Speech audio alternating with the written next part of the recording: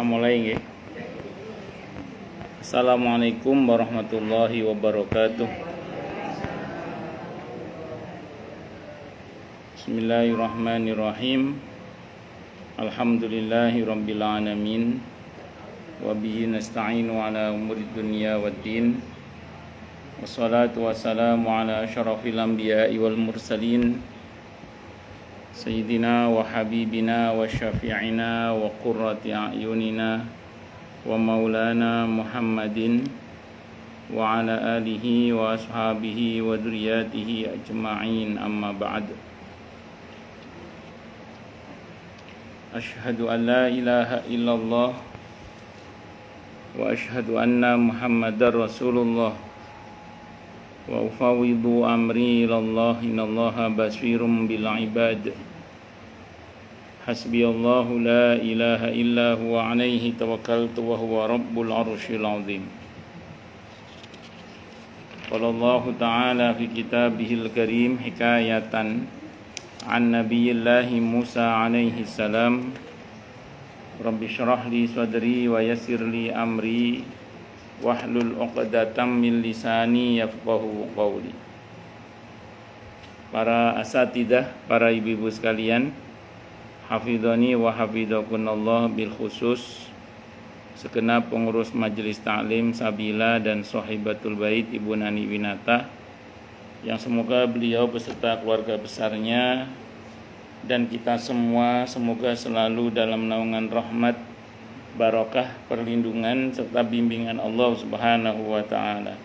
Amin Allahumma amin insyaallah.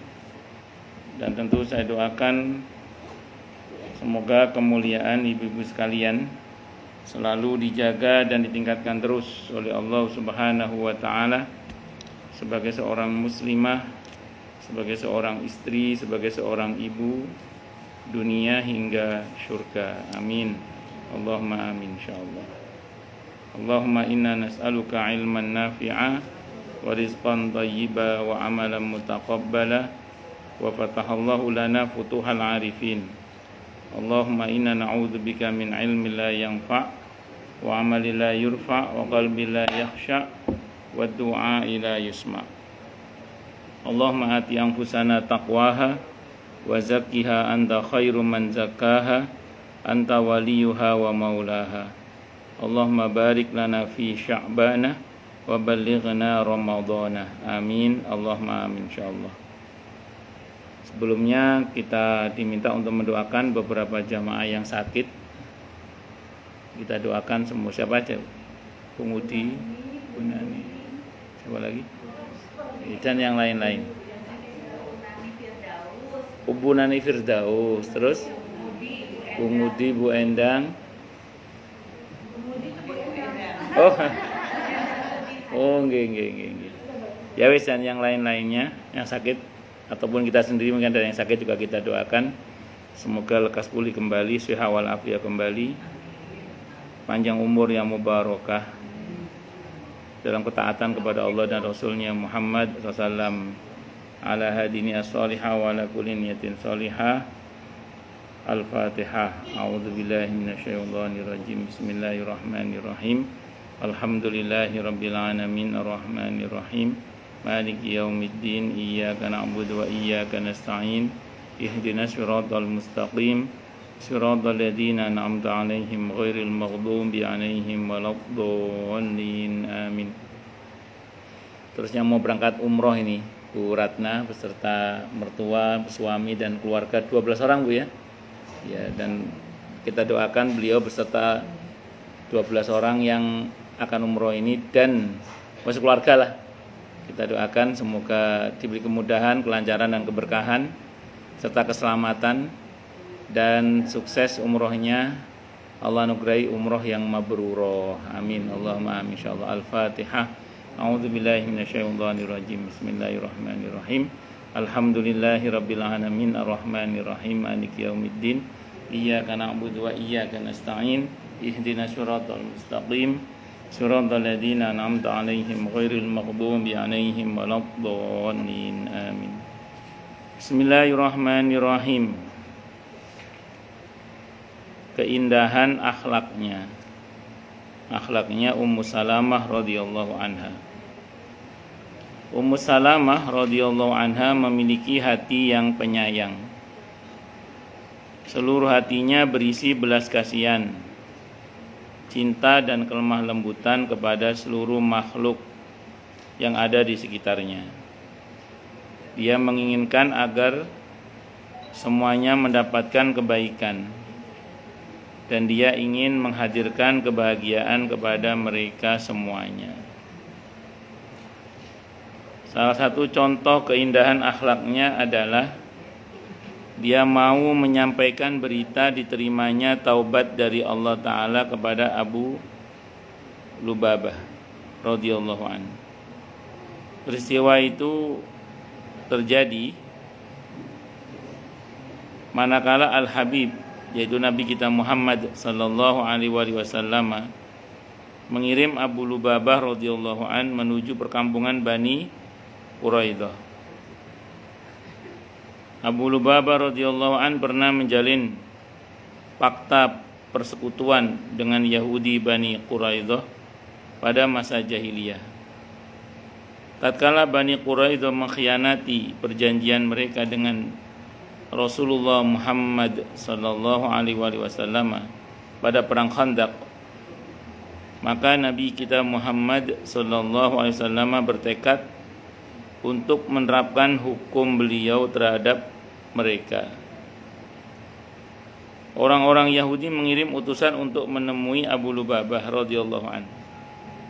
Mereka ingin berkonsultasi dengannya tentang masalah mereka. Mereka bertanya kepadanya, bagaimana pendapatmu bila kami mengikuti hukum Muhammad? Abu Lubabah radhiyallahu anhu berkata kepada mereka, ya, ikutilah hukum beliau. Abu Lubabah berisyarat ke arah tenggorokannya yang maknanya akan disembelih, seolah-olah dia berkata, jika kalian mengikuti hukum Muhammad SAW, maka tiada hukuman yang pantas buat kalian kecuali dipenggal lehernya. Karena berkhianat dalam konteks negara itu memberontak, berarti kan. Pemberontak itu dibunuh kalau nggak tobat, kecuali tobat ya. Abu Lubabah merasa telah mengkhianati Allah dan Rasulnya Muhammad SAW. Lalu dia menyesal dan mau kembali bertaubat. Dia mengikat tubuhnya ke salah satu tiang Masjid Nabawi. Dia berkata, demi Allah saya tidak akan makan secuil makanan pun, dan aku tidak akan minum walau hanya seteguk air sampai aku mati, atau Allah menganugerahkan taubat atas diriku terhadap perbuatanku. Akhirnya turunlah ayat yang berisi penerimaan taubat Abu Lubabah kepada Rasulullah Muhammad SAW, yang pada waktu itu beliau sedang berada di rumah Ummu Salamah radhiyallahu anha. Ummu Salamah radhiyallahu anha meminta izin kepada Nabi kita Muhammad SAW untuk menyampaikan berita gembira berupa anugerah taubat dari Allah Subhanahu wa taala untuk Abu Lubabah radhiyallahu anhu itu kepadanya. Nabi Muhammad SAW mengizinkan. Ummu Salamah radhiyallahu anha seraya berkata, silahkan kalau kamu mau. Ummu Salamah radhiyallahu anha berdiri di pintu kamarnya pula. Di pintu kamarnya pada waktu itu belum diturunkannya ayat yang menyuruh istri-istri Nabi kita Muhammad SAW berhijab dengan lelaki ajnabi. Ummu Salamah radhiyallahu anha berkata keras, hai Abu Lubabah, bergembiralah, sesungguhnya Allah telah menerima taubatmu. Mendengar berita itu orang-orang berhamburan hendak melepaskan ikatan Abu Lubabah radhiyallahu anhu, tetapi dia enggan. Dia berkata, tidak, demi Allah, biar Rasulullah Muhammad SAW sendiri yang membuka ikatan dan membebaskan saya. Tatkala Rasulullah Muhammad SAW berjalan melewatinya untuk mengimami sholat subuh berjamaah, belum membebaskan Abu Lubabah radhiyallahu anhu. Jadi kalau dulu enak ya, tobat diterima, tobatnya terkonfirmasi langsung oleh wahyu. Kalau kita kan tidak tahu. Tapi kalau kita ini ada rumus sederhana ya. Saya senang pakai teorinya atau pendekatannya atau manhajnya Abul Hasan Asyadili rahimahullah. Kalau beliau itu punya rumus sederhana itu gini. Kalau ada pertanyaan dalam hati kita, diterima enggak ya tobat saya ya? Terus kalau kita mengatakan iya kalau diterima, kalau enggak percuma dong tobat misalnya gitu. Nah, itu bahaya itu. Kalau sampai ada ucapan seperti itu bahaya. Maka untuk memutus pertanyaan itu, kalau kata Abil Hasan Asyadzili rahimahullah, beliau mengatakan ini manhaj beliau ya, kurang lebih gini. Saya yakin taubat saya sudah diterima oleh Allah, bukan karena baiknya saya, tapi karena maha baiknya Allah. Jadi bukan karena baiknya saya, tapi karena maha baiknya Allah. Jadi bukan merasa karena kita ini baik, bukan. Tapi karena kita yakin akan maha baiknya Allah, makanya kita yakin taubat kita sudah diterima oleh Allah. Satu dulu tapi itu. Nah, tapi yang kedua ingat, kita ini manusia yang penuh dengan kekurangan. Sehingga karenanya kita harus terus belajar dan meningkatkan taubat kita. Terus belajar dan meningkatkan taubat kita. Jangan berhenti.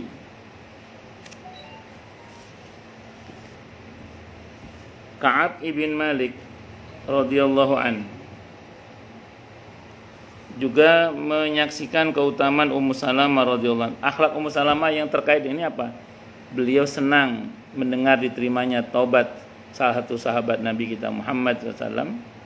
Saking senangnya beliau menawarkan diri untuk mengumumkan dan memberitahukan kepada Abu Lubabah bahwa taubatnya sudah diterima oleh Allah. Nah, ini dianggap sebagai satu akhlak yang mulia. Dalam konteks keritaan bagaimana? Begini, kita ini harus senang ketika mendengar kabar gembira tentang saudara kita. Bahkan dalam Islam itu mengucapkan selamat atas sebuah keberhasilan atau kebahagiaan seseorang itu akan membuat dia nanti diucapi selamat oleh Allah di akhirat, sebagaimana di dunia dia senang mengucapkan selamat itu kepada saudaranya. Ya, jangan punya teman berhasil apa gitu ya, wih selamat ya, semoga selamat ya, semoga gitu. Nah, itu nanti di akhirat itu kita insya Allah ya juga akan diucapi selamat. Saya pernah baca riwayatnya, cuma saya lupa. Ada riwayatnya yang mengatakan seperti itu. Jadi siapa yang ikut berbahagia dan kebahagiaan saudaranya nanti di akhirat akan dibahagiakan oleh Allah, gitulah pokoknya intinya. Ya, kalaupun saya lupa riwayatnya, paling enggak ada dalil yang mengatakan bahwa famay ya'mal mithqala dzarratin khairan wa may ya'mal mithqala dzarratin syarran yara. Jadi semua kebaikan akan kembali pada kita kan. Jadi kalau kita ikut bergembira dan kebahagiaan orang lain, insyaallah kita juga akan dibahagiakan oleh Allah. Nah, sama dengan atau pakai teori di ayat Al-Qur'an itu tentang hal jazaul ihsan ilal ihsan. Balasan kebaikan adalah kebaikan yang serupa. Jadi kalau kita ikut berbahagia dan kebahagiaan orang lain, maka nanti kita pun juga akan dibahagiakan oleh Allah. Itu rumus dasar lah itu. Atau teori dasar dalam beramal kalau dalam Islam kan wa jazaa'u hasanatin hasanatun wa asyru amsalihha. Kalau kita berbuat baik, balasannya adalah kebaikan yang serupa kali 10 masih. Jadi kalau kita ikut bergembira dengan kebahagiaan orang lain, maka insya Allah kita akan digembirakan juga oleh Allah. Intinya itulah. Ini diantara bentuk akhlak Islam ya. Akhlak Islam sangat senangnya itu. Senang melihat ada saudaranya diampuni oleh Allah. Ikut senang gitu. Ka'ab ibn Malik radhiyallahu anhu juga menyaksikan keutamaan Ummu Salamah radhiyallahu anha. Ka'ab radhiyallahu anhu berkata, Allah Ta'ala menurunkan ayat yang berisi penerimaan taubat kami kepada Nabi kita Muhammad sallallahu alaihi wasallam ketika malam itu tinggal tersisa sepertiga yang terakhir. Pada saat itu Rasulullah Muhammad SAW sedang berada di rumah Ummu Salamah radhiyallahu anha.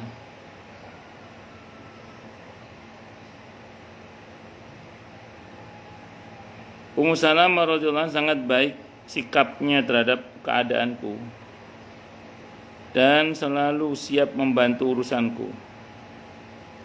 Rasulullah Muhammad SAW bersabda, wahai Ummu Salamah, taubat Ka'ab telah diterima. Ummu Salamah radhiyallahu anha menyahut, apakah saya akan diutus kepadanya untuk menyampaikan berita gembira itu kepada dia.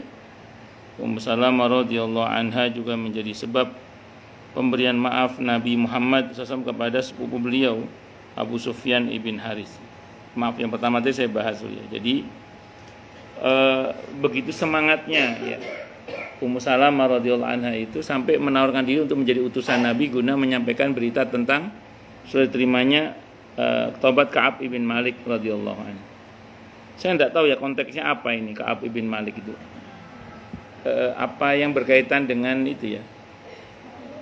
Perang itu ya, perang terakhir itu, perangnya Nabi yang terakhir itu. Perang apa namanya itu? Iya, yang bersama 3 orang itu. Itu perang apa namanya? Perang terakhir pokoknya itu. Perang apa lupa saya. Lupa saya perang apa namanya. Beliau nggak ikut perang itu, dan itu perang terakhirnya Nabi kita Muhammad SAW. Terus nggak disapa kan oleh seluruh para sahabat termasuk Nabi kita Muhammad SAW sebagai bentuk hukuman. Jadi menghukum orang dengan cara tidak menyapa orang itu boleh. Ya itu sampai sekian waktu itu, sampai akhirnya turun ayat berkenaan dengan ampunan Allah untuk mereka bertiga. Kalau saya nggak salah berkaitan dengan itu ya, kalau saya nggak salah. Kalau saya salah ya semuanya intinya Ummu Salamah itu, yang kita garis bawahi Ummu Salamah itu adalah sosok yang sangat semangat untuk menyampaikan berita baik kepada sesama muslim dalam hal ini. Ya beliau bersedia menjadi humasnya Rasulullah Muhammad sallallahu alaihi wasallam. Dan memang semua istri Nabi itu rumahnya menjadi posko ya. Posko pengaduan, aneka macam pengaduan. Karena mereka adalah ummahatul mukminin, ibunya orang-orang yang beriman. Dan hati-hati mereka para istri Nabi itu dibuat sebagaimana seorang ibu kepada anak-anaknya terhadap kaum muslimin itu seluruhnya. Sehingga makanya wajar kalau banyak para sahabat yang merasa terperhatikan oleh para ummahatul mukminin. Nah, karena perhatian ummahatul mukminin kepada kaum muslimin memang sangat luar biasa. Ummu Salamah radhiyallahu anha juga menjadi sebab pemberian maaf Nabi kita Muhammad SAW kepada sepupu beliau Abu Sufyan ibn Haris radhiyallahu anhu. Dan sepupu beliau yang lainnya Abdullah ibn Umayyah radhiyallahu anhu, keduanya bertemu Rasulullah Muhammad sallallahu alaihi wasallam di Abwa.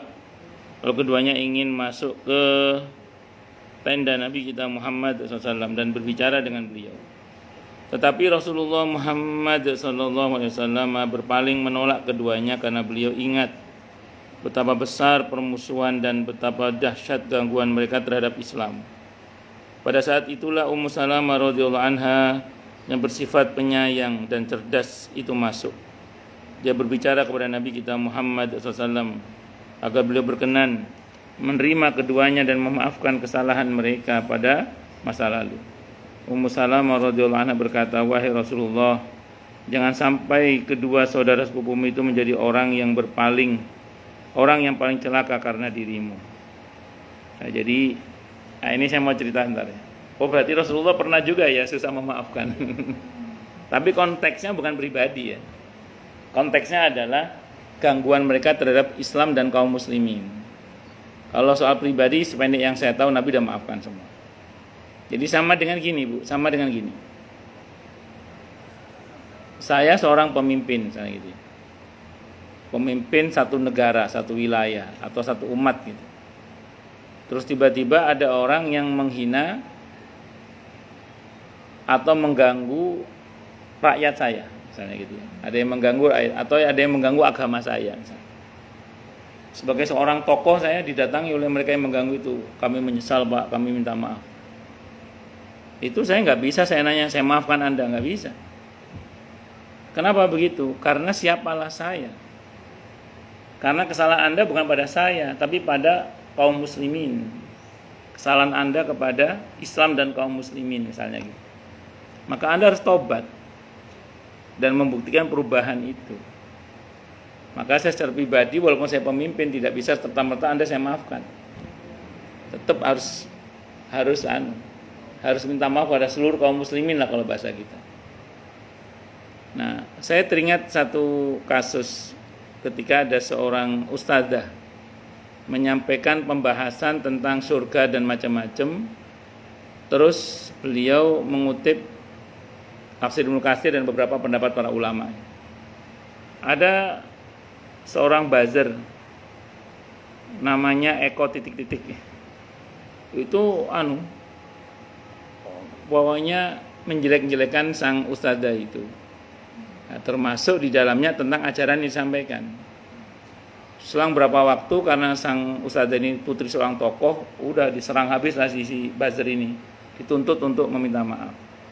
Dia sepertinya sih dia menyesal dan minta maaf sih. Akhirnya dia minta maaf. Jawaban ustadzah itu sederhana. Loh, jangan minta maaf sama saya. Kesalahan Anda bukan hanya pada saya, kesalahan Anda itu pada ajaran agama saya. Anda harus minta maaf pada kaum muslimin seluruhnya, jangan sama saya. Kata beliau gitu. Saya tidak punya hak untuk Anda, sudah saya maafkan, siapalah saya. Gitu. Anda bersalah kepada Islam dan kaum muslimin. Anda salah kepada Ibnu Katsir, Anda salah pada ulama yang ajaran saya. Anda menghina ajaran beliau itu. Ya itulah, kira-kira begitulah konteksnya ya. Jadi karena ini tokoh-tokoh yang tadi itu tadinya semasa jahiliyah itu kejamnya kepada kaum muslimin luar biasa, gangguannya kepada Islam dan kaum muslimin luar biasa. Maka Nabi nggak bisa serta-merta tahu-tahu memaafkan itu aja. Tapi Ummu Salamah ngasih pertimbangan. Dari Rasul dimaafkan saja dengan pertimbangan yang mudah-mudahan mereka betul-betul tobat dan berubah lebih baik, dan ternyata betul. Akhirnya dimaafkan dan mereka akhirnya jadi tokoh-tokoh yang memang bermanfaat bagi Islam dan kaum muslimin. Jadi mereka betul-betul menyesal dan membuktikan bahwa mereka adalah tokoh-tokoh yang akhirnya peduli terhadap Islam dan kaum muslimin itu. Itu seperti itu. Dan banyak ya dengan izin Allah ya, keadaan-keadaan itu dibalik ya. Yang tadinya mereka itu menjadi penghancur Islam, tapi menjadi orang-orang yang menguatkan dan menyebarluaskan Islam. Itu dengan izin Allah itu banyak. Ya contohnya tadi Abu Sufyan CS itu. Di antara yang lainnya siapa lagi coba di antaranya? Ibu kalau pernah baca sejarah Mongol Tartar itu ada buku yang judulnya Mongol atau Tartar adalah bangsa yang pernah menghancurkan Islam tapi juga yang menyebarluaskan Islam. Baghdad itu kan jatuh oleh Tartar, oleh bangsa Tartar itu, Mongol itu. Saat itu rajanya namanya Genghis Khan. Wah, itu Baghdad takluk itu. Kalah itu Baghdad itu. Takluk oleh pasukan Mongol Tartar itu. Tapi ada yang menarik. Ketika Mongol menguasai Baghdad dan sekitarnya itu, kan anak-anaknya orang-orang penting di situ kan harus belajar. Nah, sementara tidak ada guru di situ kecuali Muslim. Akhirnya mau tidak mau tokoh-tokoh Islamnya di Baghdad itu ngajari anak-anaknya Raja Mongol itu. Sehingga ada beberapa anaknya Raja Mongol itu yang nanti jadi raja juga di belahan-belahan tertentu, bumi tertentu, itu masuk Islam. Di antaranya yang saya tahu namanya Joshi namanya. Ada anaknya Raja Mongol namanya Joshi itu masuk Islam. Nah, di tangan anak-anaknya Genghis Khan yang beragama Islam inilah dia dengan tangan besinya itu menyebarkan Islam sampai ke seantero jagat. Jadi Islam menyebar luas ke seantero jagat itu diantaranya jasanya satu anaknya Raja Mongol yang masuk Islam itu. Kalau nggak salah 2 atau 3 yang masuk Islam itu, anaknya Raja itu. Di antaranya yang saya ingat itu namanya Joshi Ibn Genghis Khan. Itu menyebarluaskan Islam ke seantero jagat, termasuk sampai ke India. Sampai kemana-mana lah. Nah, itu jadi bangsa Mongol itu adalah bangsa yang pernah menghancurkan Islam, tapi juga bangsa yang menyebarluaskan Islam. Abu Sufyan itu dulu yang permusuhan terhadap Islam luar biasa, tapi Abu Sufyan pula yang nanti keturunannya punya daulah Bani Umayyah itu, yang menyebarluas sampai ke Andalusia. Andalusia itu mana itu? Eropa kan? Spanyol. Itu kan keturunannya Abu Sufyan itu. Yang kakeknya dulu awalnya sebelum masuk Islam ya sangat memusuhi Islam, nanti keturunannya malah yang menyebarluaskan Islam. Itu banyak begitu. Banyak begitu. Makanya kita itu kalau misalnya Anda melihat ada tokoh yang sebenarnya ini orangnya punya potensi yang bagus gitu, cuma sayangnya dia misalnya kafir jahat misalnya gitu, maka doakan dia dapat hidayah, semoga dia tobat sadar. Karena kalau udah tobat sadar, wah itu luar biasa manfaatnya untuk Islam dan kaum muslim. Nah, dan saya sering ceritakan sini, beberapa tokoh Islam itu masuk Islam itu di puncak kekafirannya. Seperti misalnya Sayyidina Umar radhiyallahu anhu itu masuk Islam di puncak kekafirannya. Ketika yang bersangkutan itu hendak membunuh Nabi kita Muhammad sallallahu alaihi wasallam. Ibunya Abu Hurairah juga sama. Itu masuk Islam di puncak kekafirannya ketika beliau selalu memaki-maki Rasulullah Muhammad sallallahu alaihi wasallam. Terus Khalid bin Walid radhiyallahu anhu itu masuk Islam setelah mengalahkan pasukan kaum muslimin dalam tanda kutip ya di Uhud. Walaupun ada yang mengatakan muslimin bukan kalah itu, tapi imbang 50-50. Tapi enggak, kalau kata Qur'annya kalah kalau kata Qur'annya. Kalau kita baca surah Al-Imran ayat 140 itu Allah yang bilang ya watilkal ayyamu nudawiluha bainan nas. Itulah hari-hari di mana kejayaan dan kejatuhan itu dipergilirkan oleh Allah. Karena Allah dalam ayat itu mengutip menjelaskan bahwa sebagian sebelumnya mereka pernah mengalami kekalahan dalam perang Badar, sekarang ya kamu harus kalah. Jadi Nabi harus pernah kalah juga supaya tidak dituhankan. Dan itu Allah sengaja memang harus pernah kalah. Walaupun akhirnya malah panglimanya masuk Islam. Begitu Khalid bin Walid masuk Islam radhiyallahu anhu, setelah itu kan setiap perang yang dipimpin oleh Khalid bin Walid radhiyallahu anhu tidak pernah kalah kan. Itu seperti itu. Nah, makanya beliau gelarnya Saifullah, pedangnya Allah.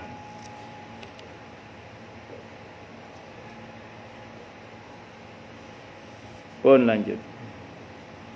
Ali bin Abi Thalib radhiyallahu an berkata kepada Abu Sufyan, sebagaimana diriwayatkan oleh Ibnu Umar radhiyallahu anhu, menghadaplah kepada Nabi Muhammad SAW dari arah depan. Lalu katakanlah kepadanya seperti yang dikatakan saudara Yusuf kepada Yusuf juga, Yusuf alaihissalam. Mereka berkata, demi Allah, sungguh Allah telah memberimu keutamaan atas kami, dan sungguhnya kami adalah orang-orang yang bersalah. Karena beliau itu tidak rela ada orang yang lebih baik ucapannya daripada beliau.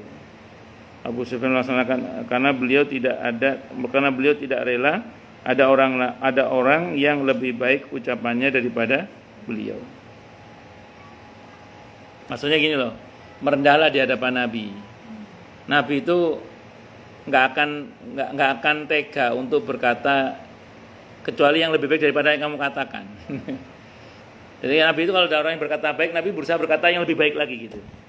Orang yang berkata jelek aja Nabi berkata yang baik, apalagi berkata baik lebih baik lagi Nabi akan mengatakan. Maka kalau kamu udah merendah, tidak ada lagi jawaban yang lain kecuali kamu pasti dimaafkan.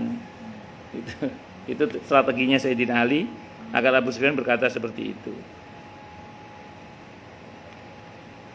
Kan ada orang itu kalau kita sopan dia lebih sopan lagi. Oh ya monggo.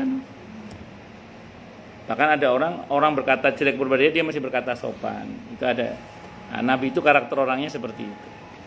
Jadi kalau ada orang yang jahat pun Nabi tetap baik, dan ketika ada orang yang baik Nabi lebih baik lagi.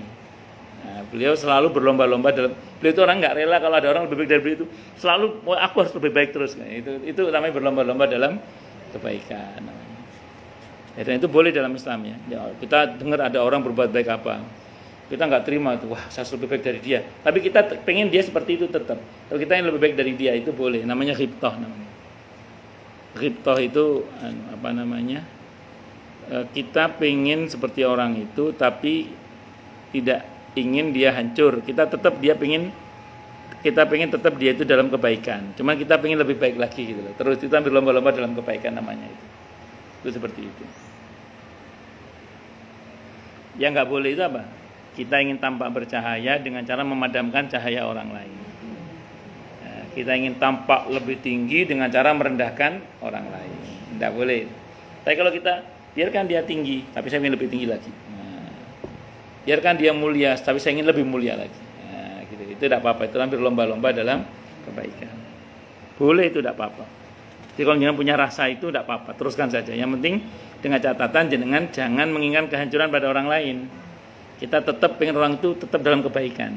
Cuma kita ingin lebih baik lagi. Itu namanya berlomba-lomba dalam kebaikan.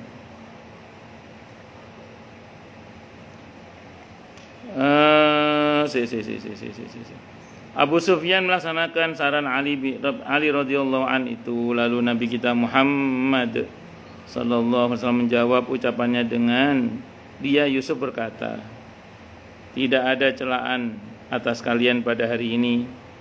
Semoga Allah mengampuni kalian. Dia adalah paling penyayang di antara sekalian penyayang.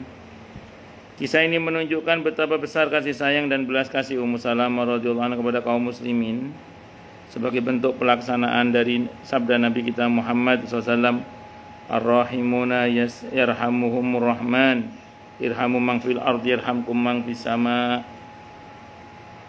Ar-Rahimuna, orang-orang yang penyayang itu akan disayang oleh Allah yang Maha Rahman. Maka sayangilah yang ada di siapapun yang ada di bumi, maka akan sayang kepada kalian siapapun yang ada di langit. Tindakan ini juga merupakan bentuk praktek meneladani Nabi kita Muhammad SAW yang bersabda, innama ana rahmatun muhdatun, bahwasanya aku ini adalah rahmat yang dihadiahkan. Jadi Nabi itu bukan Nabi yang membawa rahmat, bukan. Tapi Nabi sendiri itu adalah rahmat.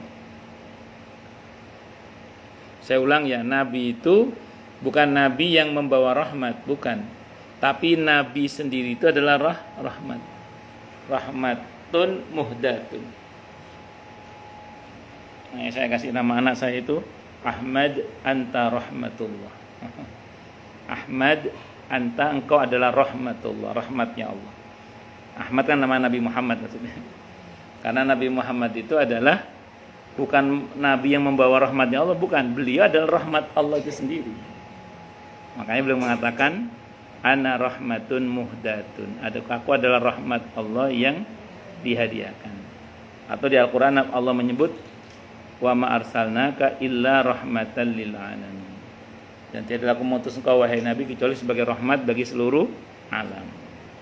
Nabi sendiri itu rahmat, Nabi sendiri itu.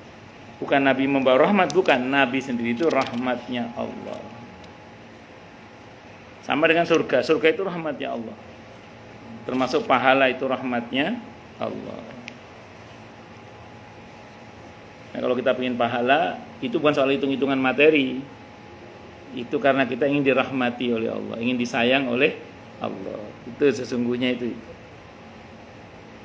Bukankah Rabbnya Allah Azza wa Jalla, Bukankah Rabbnya SAW telah mensucikan beliau dengan firman-Nya di surah Al-Qalam ayat 4, itu artinya, dan sesungguhnya engkau benar-benar memiliki akhlak yang agung, wa innaka la'ala khuluqin azim. Sungguhnya engkau wahai Nabi pastilah di atas budi pekerti yang agung. Ini catatan pentingnya gini ya. Nabi kita Muhammad sallallahu alaihi wasallam itu mulia bukan karena akhlaknya. Beliau Nabi kita Muhammad sallallahu alaihi wasallam itu mulia bukan karena akhlaknya. Tapi beliau mulia karena Allah langsung yang memuliakan. Wa rafa'na laka dzikrak, dan kami tinggikan sebutanmu wahai Nabi. Justru akhlak itu menjadi mulia gara-gara dikaitkan dengan Nabi kita Muhammad sallallahu alaihi wasallam. Makanya kalau kita mencontoh Nabi kita Muhammad sallallahu alaihi wasallam, kita dikategorikan dengan kategori sedang berakhlak dengan akhlak yang mulia. Jadi saya ulang, justru perbuatan itu menjadi mulia karena dikaitkan dengan Nabi kita Muhammad SAW. Bahkan marahnya pun itu bisa jadi marah yang berakhlak. Kalau marahnya Nabi kita Muhammad SAW. Bahkan ketika kemudian Nabi marah pun itu jadi berakhlak. Nabi itu kan komplit ya sebagai manusia, ada marahnya, ada sedihnya, ada nangisnya, ada jengkelnya. Nabi itu lengkap, di samping tentu banyak yang mulia, kemuliaan yang lain. Tapi di dalam jengkelnya, marahnya, keselnya, di dalam di dalam sedihnya, marahnya, nangisnya, kecewanya, itu semua terbingkai dalam akhlak yang mulia Nabi. Yang baik-baik gak usah saya contoh. Kalau contoh yang marah misalnya, marah. Nabi ketika marah sering saya sampaikan, marahnya Nabi itu tanpa amarah loh. Artinya kalau nggak jelas di mana harus marah, beliau nggak akan marah. Beliau baru marah kalau jelas di mana harus marah. Terus marahnya fokus, nggak kemana-mana. Kan ada orang yang marahnya 7 menit terus 7 jenis binatang keluar semua kan ada. Nah, terus kemudian Nabi itu marahnya ngasih solusi. Nabi ngasih solusi. Tanpa amarah, fokus ngasih solusi. Indah marahnya Nabi itu. Nabi pernah nggak kesel jengkel? Pernah. Nabi kesel jengkel pernah. Tadi contohnya kesel kepada Abu Sufyan kan? Nabi nggak mau menemui mereka. Iya, kan kesel berarti itu kan. Tapi sekesel-keselnya Nabi itu tidak menutup diri dari masukan orang lain. Ketika Ummu Salamah ngasih pertimbangan, secara objektif beliau menerima. Oke, kalau untuk itu kalau itu pertimbangannya untuk kemaslahatan Islam dan kaum muslimin sendiri, oke, saya terima mereka. Diterima dan dimaafkan. Nah, bisa dipahami ya. Jadi kan ada orang kesel itu dendamnya bertahun-tahun itu ada. Saya masih ingat ada seorang kawan itu cerita ke saya. Saya itu punya kawan Ustadz. Memang kawan saya dari suku tertentu, saya nggak tahu sukunya ya. Itu kalau sekalinya kesel itu bisa dendamnya iya bertahun-tahun katanya. Dan itu benar kata dia itu. Jadi sampai sekian tahun berlalu itu tidak kunjung membaik hubungannya. Padahal teman saya ini berusaha baik sama kawannya itu. Tapi tidak kunjung. Kita itu namanya nggak indah keselnya itu. Jadi keselnya nggak indah. Jadi Nabi keselnya pun bahkan indah. Kenapa? Karena beliau tetap membuka hati untuk mau menerima masukan kalau memang itu diperlukan. Jadi nggak keras kepala gitu lah maksudnya itu. Nabi sedih pernah, tapi tidak meratap beliau. Bahkan Nabi pernah sangat bersedih sampai tahun di mana Nabi bersedih disebut dengan tahun kesedihan kan. Dan Nabi beliau juga pernah nangis, tapi Nabi tidak pernah meratap. Itu seperti itu. Allah, Nabi juga bercanda, walaupun bercandanya Nabi nggak sampai keterlaluan gitu. Sampai ada buku khusus yang membahas tentang bercandanya Rasulullah Muhammad sallallahu alaihi wasallam. Ada judulnya bercandanya Rasulullah Muhammad SAW. Ada canda Rasulullah Muhammad SAW. Macam-macam sih judulnya itu, ada beberapa penulis sih. Ada yang saat Rasulullah bercanda itu ada judulnya itu. Di rumah saya punya 2 kalau nggak salah. Dengan kasih sayang dan kelembutan kepada orang yang menentang, memaafkan kesalahan mereka, melonggarkan kekerasan mereka, dan yang digunakannya penerimaan tobat kepada siapa saja yang mau bertobat. Inilah masyarakat dapat bersinergi dengan baik dan saling mempertautkan hati. Hal ini sebagaimana sabda Nabi kita Muhammad SAW, tarul mu'minina fi tarahumihim wa tawaddihim wa ta'atufihim kamasalil jasadi idzashtaka udwan tada'a lahu sa'iru jasadihi bisahari wal humma. Engkau melihat orang-orang beriman dalam kasih sayang mereka, cinta mereka, dan kelemah lembutan mereka itu seperti perumpamaan satu tubuh. Apabila salah satu anggotanya mengeluh kesakitan, maka seluruh tubuhnya menjadi tak bisa tidur dan demam. Jadi muslimin itu harusnya begitu ya, seperti satu tubuh. Ketika ada muslim yang lain dapat masalah, kita merasakan apa yang mereka rasakan. Nah, ketika mereka bahagia, kita ikut bahagia. Makanya ada riwayat yang mengatakan, man lam yahtamu bi amril muslimin laisa minna. Siapa yang tidak peduli dengan urusan kaum muslimin, maka tidak termasuk dalam golongan kami. Bu Dida salah bawa buku apa Bu? Atau Bu Desi nggak bawa buku? Ibu punya Bu Dida itu. Oh, masya Allah. Nggih. Jadi siapa yang tidak peduli dengan urusan kaum muslimin, maka dia tidak termasuk dalam golongan kami. Makanya kita itu nggak boleh, nggak peduli dengan kaum muslimin itu nggak boleh, harus peduli kita. Nun sewu, contoh misalnya ya. Kalau dalam satu hadis itu, tidaklah beriman seseorang yang tidur dalam keadaan kenyang, sementara dia tahu tetangganya tidur dalam keadaan lapar. Itu hati-hati. Jadi kalau kita tidur, jangan sampai kita tahu saudara kita dalam keadaan lapar, kita diam aja. Di sini pentingnya kita harus peduli.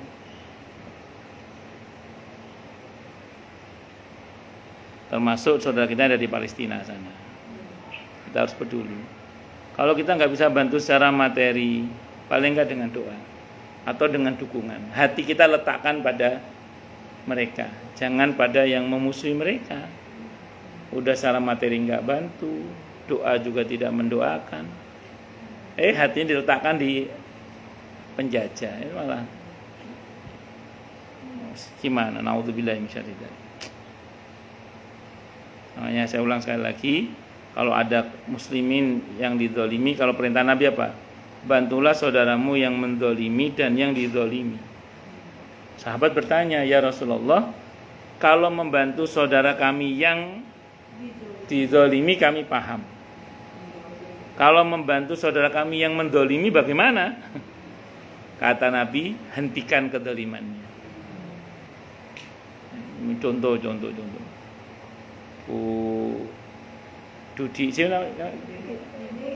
Budini, apalagi suaminya saya Budini misalnya sesaat datang ke saya, misalnya gitu ya, memprovokasi saya untuk memusuhi Bu Desi. Berarti kan Budini lagi berbuat zalim nih. Saya harus bantu beliau. Caranya bagaimana? Enggak kali Bu Desi enggak begitu kali. Ibu mungkin salah paham sama dia. Coba deh nanti tabayun dulu. Nah, itu namanya saya berusaha membantu Bu Desi dari jangan sampai Bu Dini jangan sampai berbuat zalim. Tapi kadang saya itu agak repot juga ya. Ada orang cerita depan saya tentang orang lain, cerita buruk. Saya pribadi itu kalau saya tahu dia tidak seperti itu, insya Allah saya bela. Tapi kadang ada model orang itu kalau kita bicara itu tambah jadi dia itu ngomongnya itu. Kan ada gitu ya. Jadi kalau kita bilangin gitu ya bahwa dia nggak seperti itu, malah tambah jadi dia ngomongnya itu. Malah tambah Ustaz. Aduh, akhirnya saya doakan dalam hati, ya Allah, pertautanlah hati di antara keduanya. Ya, saya doakan semoga mereka baik, keduanya menjadi saling berbuat baik, saling memaafkan di antara keduanya. Cuman bisa ngomong gitu aja. Kadang-kadang kalau kita ngomong itu mereka malah tambah jadi ngomongnya itu. Karena mereka ahli ngomong soal gituan itu. Saya nggak ahli. Jadi kalau bisa saya bela. Kalau pas nggak bisa, paling saya doakan semoga Allah pertautkan hati di antara keduanya, saling memaafkan, saling berbuat baik, saling membaik. Allah. Kadang memang jarak yang terjauh di antara dua orang itu adalah kesalahpahaman. Bukan terpisahnya fisik, tapi karena kesalahpahaman. Serumah bisa jauh jaraknya itu karena kesalahpahaman tadi. Makanya hati-hati. Makanya Islam itu dari awal mengantisipasi tentang konsep kesalahpahaman itu supaya tidak terjadi bagaimana? Tabayyun. Jangan apa-apa langsung main Di setiap ada kebaikan pasti ada keburukan yang menginginkan kebaikan itu hancur. Makanya harus hati-hati karena provokatornya pasti ada. Orang yang provokasi agar orang jangan berbuat baik itu pasti ada. Wallahu a'lam. Monggo silakan yang mau tanya, protes, marah boleh. Masalahnya kalau enggak saya teruskan lagi. Monggo kalau ada. Masalah yang lain boleh, monggo.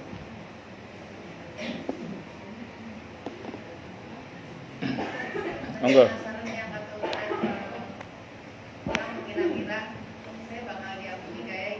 Ya. Bagaimana dengan hubungannya dengan Allah itu sesuai dengan perasaan umat? Bagus. Sudah?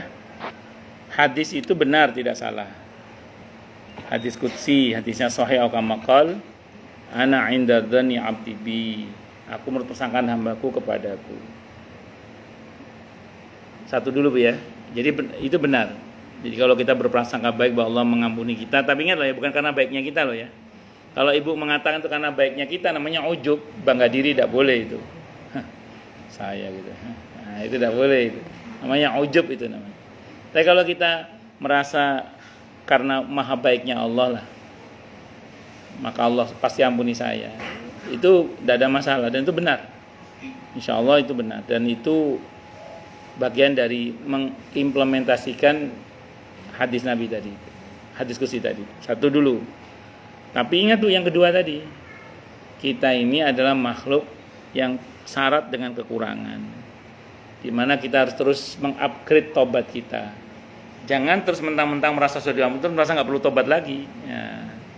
Jangankan kita, Nabi yang sudah pasti diampuni aja oleh Allah masih terus bertobat kan? Itu namanya terus upgrade tobatnya itu. Dan terus bermujahadah, belajar terus. Saya kira itu. Wallahu a'lam bishawab. Nggih sami-sami. Monggo yang lain silakan kalau ada.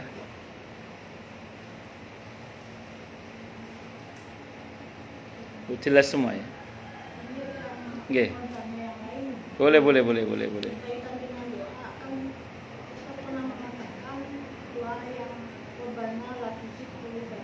Ba'da idza hadaitana wa hab lana min ladunka rahmah innaka antal wahhab.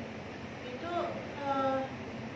apabila selain doa untuk menguatkan hati juga agar malaikat Jibril Iya. itu Kata ketika sakaratul maut bagus. ketika apa gitu.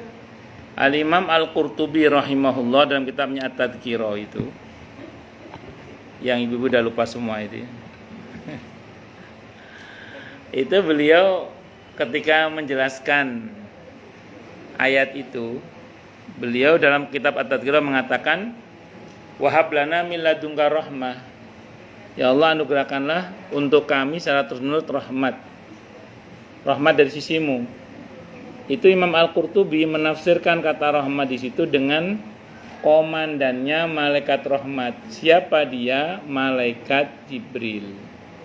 Sehingga kata Imam Al-Qurtubi dalam tafsirnya itu beliau mengatakan, orang yang rajin berdoa dengan doa ini nanti pas matinya akan ditemani malaikat Jibril. Di mana malaikat Jibril itu komandannya malaikat rahmat, dan SOP-nya kata Imam Al-Qurtubi, malaikat Jibril wajib mengucap salam terlebih dahulu pada orang itu, terus memperkenalkan diri. Assalamualaikum, ana Jibril, ama ta'rifuni, apakah Anda mengenal saya? Kata orang yang mau mati itu, la adriman anta. Saya tidak kenal Anda siapa? Ana Jibril, saya Jibril. Amaroni Allah menyuruh saya untuk menemani Anda. Dan di antara tugas malaikat Jibril adalah menghalau setan-setan yang datang untuk menggoda orang itu guna su'ul khatimah. Dihalau oleh malaikat Jibril sehingga orang ini insyaallah wafat dalam keadaan husnul khatimah.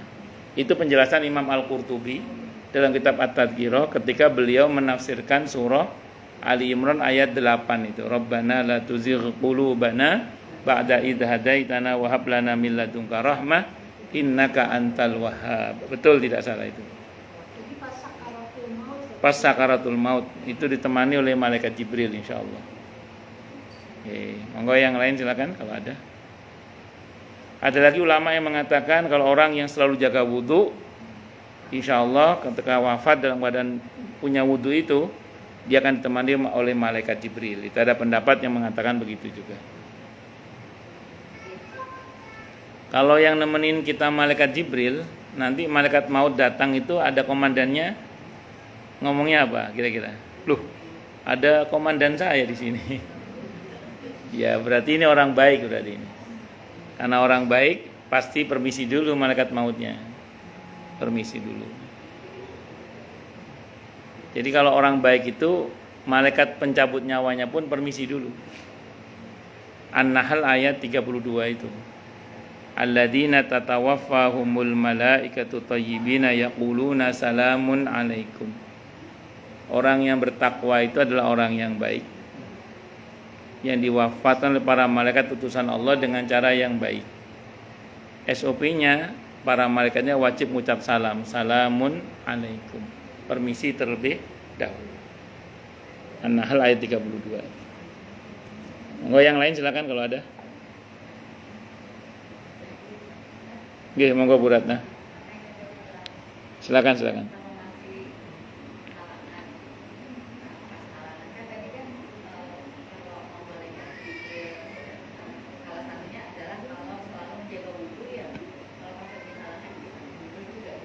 Bagus.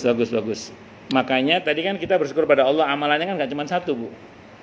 Ya, amalan nggak cuma satu. Ada amalan di antaranya berdoa, Rabbana la tuzigh qulubana ba'da idh hadaitana wa hab lana min ladunka rahmah innaka antal wahhab. Jadi ibu bisa ngejar yang ayat itu. Jadi karena perempuan kan pasti ada, kalau yang masih produktif ya, itu masih ada menstruasinya. Sementara saat menstruasi itu beberapa pendapat mengatakan kan tidak ada gunanya wudhu saat menstruasi kecuali saat dia suci mau mandi besar. Nah, namun kalaupun misalnya ibu nggak dapat itu nggak apa-apa, ibu bisa ngejar yang Rabbana la tuzigh qulubana itu. Karena kata Imam Al-Qurtubi kalau kita baca doa itu insya Allah saat kematian itu akan ditemani oleh malaikat Jibril. Karena beliau menafsirkan kata rahmah di situ, kata beliau adalah maknanya malaikat Jibril. Gitu. Saya kira itu, wallahu a'lam. Kita bersyukur pada Allah dalam Islam itu ada pilihan-pilihan amalan. Ini contoh Ramadan nih. Kalau laki-laki kan bisa beramal 24 jam. Bisa laki-laki beramal kebaikan 24 jam. Kenapa? Karena kan kalau Ramadan itu pertama seharian puasa. Nanti begitu buka sendiri itu sudah kebaikan. Pasti kalau Ramadan itu pasti sudah pasang niat mau tarawih kan, salat Isya dan tarawih. Tarawih tidurnya aja udah niat pasti mau sahur. Terus nanti mau sholat subuh berjamaah macam-macam. Pokoknya 24 jam laki-laki bisa. Nah, pertanyaannya perempuan kan ada liburnya kalau yang masih produktif ya. Terus pertanyaannya gimana? Berarti kan nggak bisa kayak laki-laki. Saya jawab bisa. Ibu-ibu yang masih produktif menstruasi dan macam-macam bisa tetap beribadah 24 jam. Caranya bagaimana? Bantu suaminya, bantu anaknya. Bantu suami, bantu anak untuk sahur, untuk buka. Udah kita dapat pahala yang sama dengan mereka. Itu seperti itu. Kalau nggak punya suami, nggak punya anak, begini gampang, bantu suami orang lain. Maksudnya merebut masjid. Ya kan ada merebut masjid, ada imam masjid, ada guru-guru TPQ, ya itu bantu mereka. Ya kan merebut masjid kan belum tentu ada yang masakin kan untuk sahurnya terutama. Kalau buka mungkin banyak yang ngasih lah. Kalau sahur kan belum tentu. Udah kasih aja untuk sahurnya. Itu kita dapat pahala yang sama dengan mereka merebut masjid itu atau imam-imam masjid itu. Di Arif Rahman banyak itu merebutnya itu di mana Al-Mursyid ada nggak? Ada juga ya? Ada juga ya.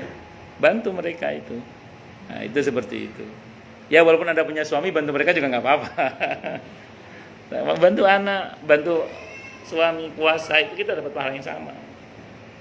Itu seperti itu. Wallahu a'lam. Oke, monggo Bu Maulana. Saya dengan Pak Ibu kan suka tarawih. Oke. Oke.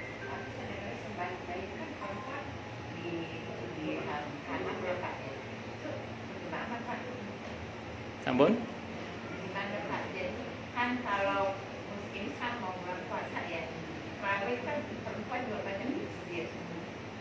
Nah, ikut sholat. Tapi ada Islamnya dia bilang bahwa perempuan itu sebaiknya kan sholatnya di dalam kanan ya kan ya. Terus kalau melihat sebaiknya yang mana itu kan?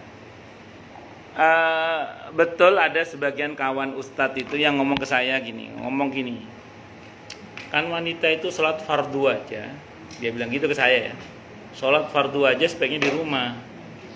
Apalagi sholat sunnah kata dia gitu. Ya, saya bilang gini. Ini jawaban saya Bu ya. Ada beberapa sholat sunnah yang dianjurkan berjamaah. Kalau kata Imam Nawawi ada 4. Idul Fitri, Idul Adha. Ini saya bilang itu.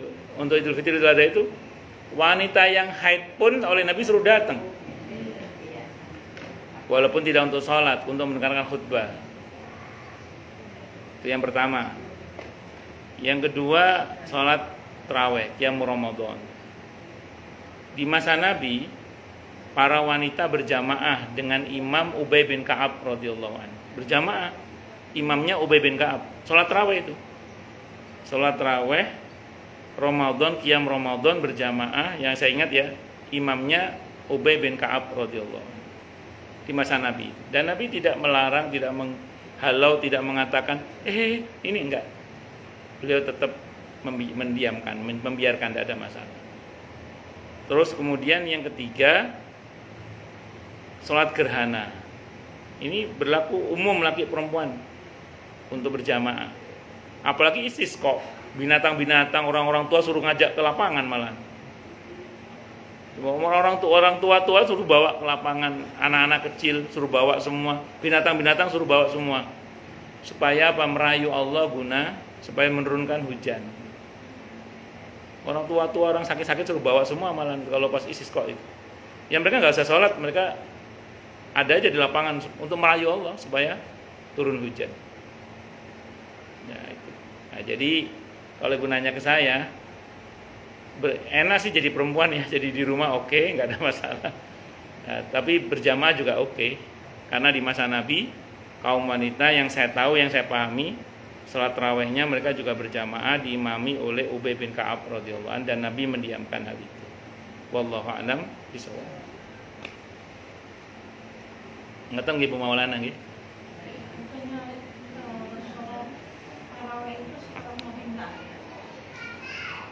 Sampun?